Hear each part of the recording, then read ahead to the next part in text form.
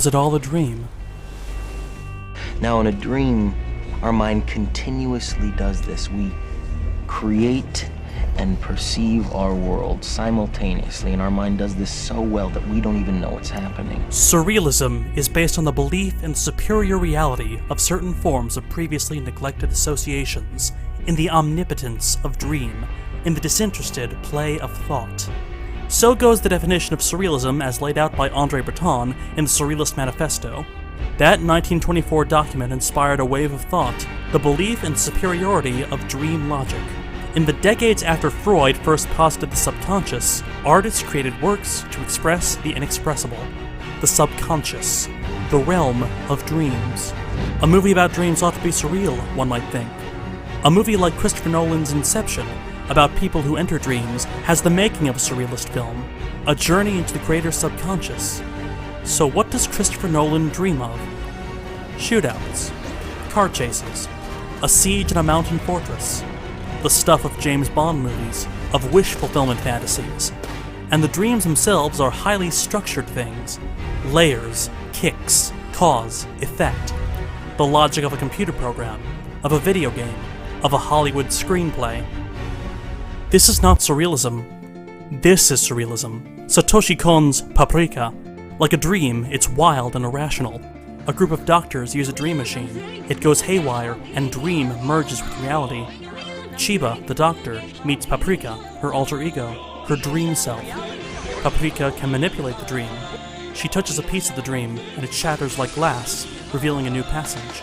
In Inception, dreams and reality stay in separate layers, and no one meets their dream self. But still, a group of people use a dream machine. A woman manipulates the dream. She touches a piece of the dream, and it shatters like glass, revealing a new passage. But this is not surrealism.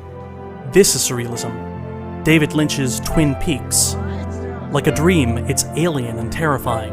A man, Dale Cooper, dreams one night, and so discovers a great truth. He's years older in the dream. Deep reds, like a womb, or like hell. A strange man who speaks backwards. She's my cousin.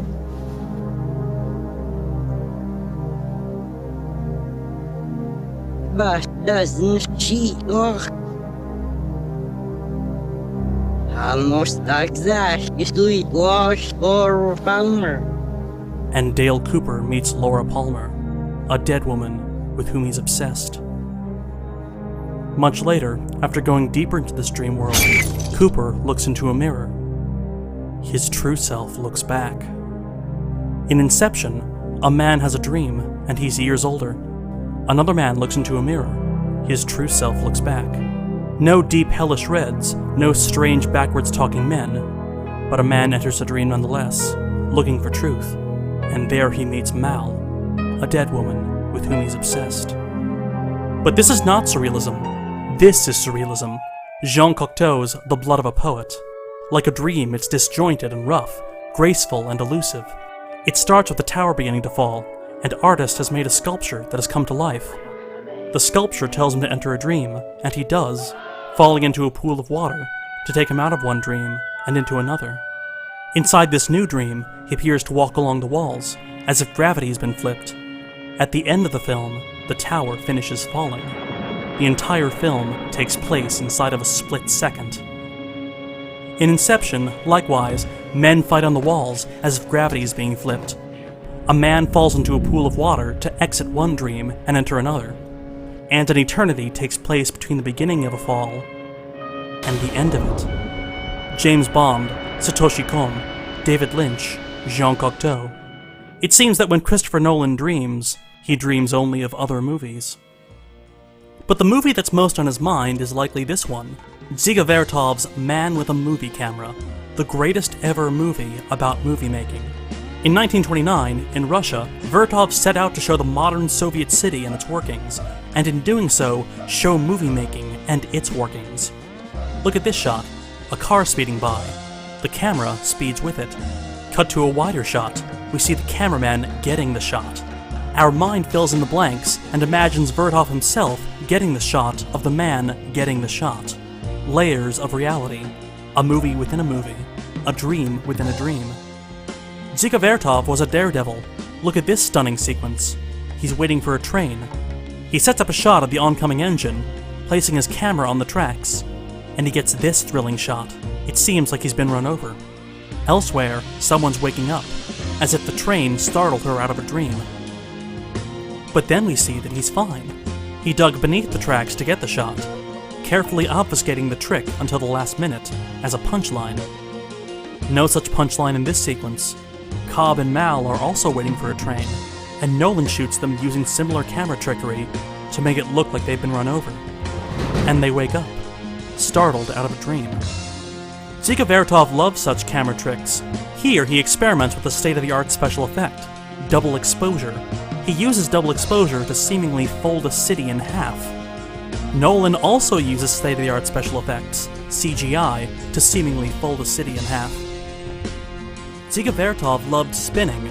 In Man with a Movie Camera, wheels spin, gears spin, spools of string spin. The film itself spins, spun by the hand-cranked camera. Even the director's own name spins. His real name was Denis Kaufman, a Pole in Russia. He took the more Russian-sounding pseudonym Dziga Vertov, which translates to spinning top.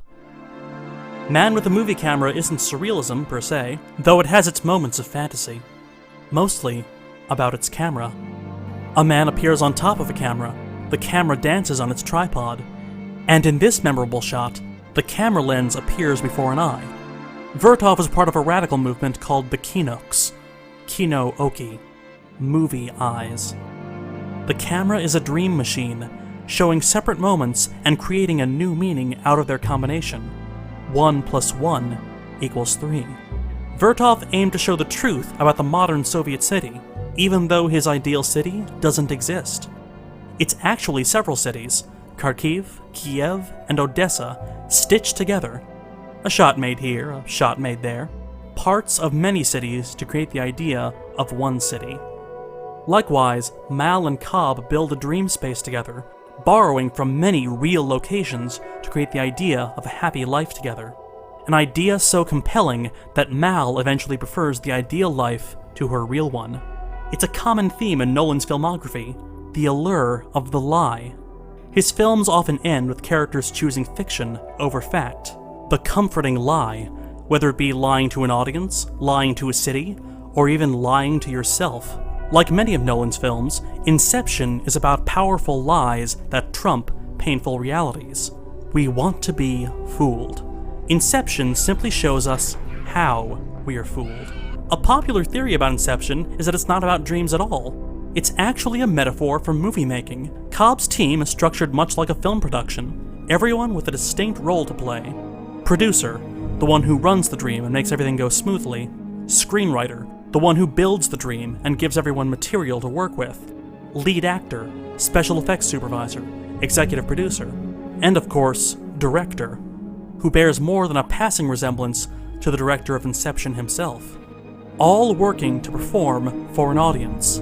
Their goal, as with all artists, is to plant an idea in the audience's head. Because Inception, like all films, like all fiction, is a series of lies. It is a set of misdirects and half-truths. A dream feels real when you're in it, like a movie. Even though you're never looking at people, you're only looking at captured light shaped like people. And yet for the total runtime you think, I believe this. We believe that this is first-class seating on an airplane and not a cleverly disguised soundstage. That this man is a wanted criminal hiding from the law and not Leonardo DiCaprio, one of the most famous, most photographed men on the planet. That this scene, shot in Tangier, is actually taking place in Mombasa, 4,000 miles away.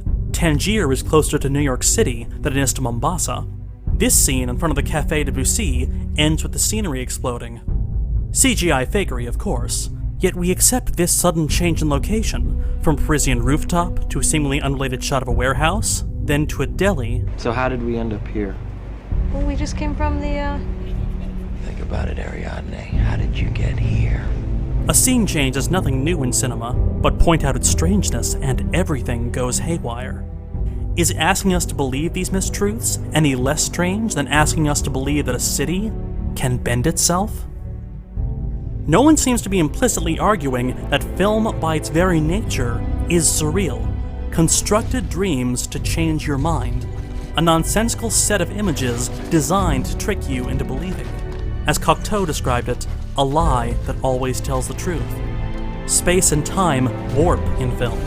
As Kohn once said, everything warps. If you think too hard about it, it stops making sense. But Lynch once asked why people want art to make sense when life doesn't make sense. And as Nolan himself said, you're looking for the secret, but you won't find it, because you're not really looking. You don't really want to know. You want to be fooled. Perhaps Inception is surrealism after all. So was it all a dream? Considering the film from this view, the question posed by the film's final shot is utterly absurd. Of course it was all a dream. It's a movie, isn't it?